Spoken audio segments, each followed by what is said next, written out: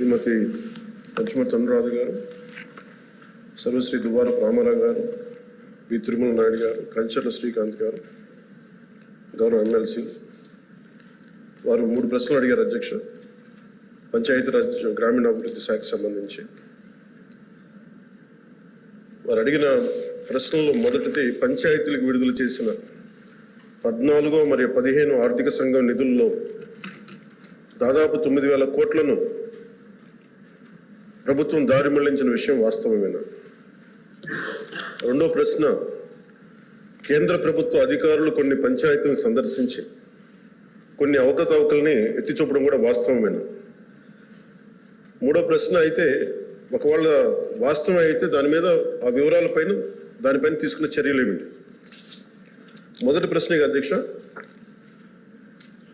9,000 కోట్లను గత ప్రభుత్వం దారి మళ్లించిందా లేదా అనేది అడిగారు అధ్యక్ష. దానికి మా సమాధానం అవునండి. కేంద్ర ఆర్థిక కమిషన్ గ్రాంట్లలో మళ్లింపు జరుగుతోంది. ఇప్పటి వరకు భారత ప్రభుత్వం ఆర్థిక కమిషన్ గ్రాంట్ను విడుదల చేసినప్పటికీ పంచాయతీరాజ్ సంస్థలకు 998 కోట్ల నిధులు ఇంకా విడుదల కాలేదు. ఇది మొదటి దానికి సమాధానం అధ్యక్ష.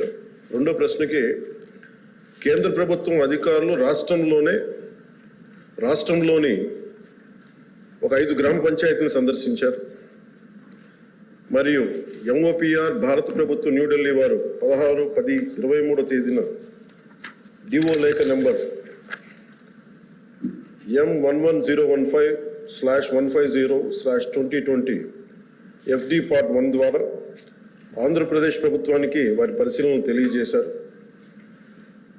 ఆంధ్రప్రదేశ్ ప్రభుత్వం సమర్పించిన పరిశీలన మరియు ప్రచిత్రాలను కూడా ఈ అనుబంధానికి జత చేయడం జరిగింది. గౌరవ సభ్యులు ఇంకేదైనా సందేహాలు ఉంటే అనెక్షర్ని అనుబంధంగా ఉన్న వీటన్నిటి చదువుకోవచ్చు అధ్యక్ష.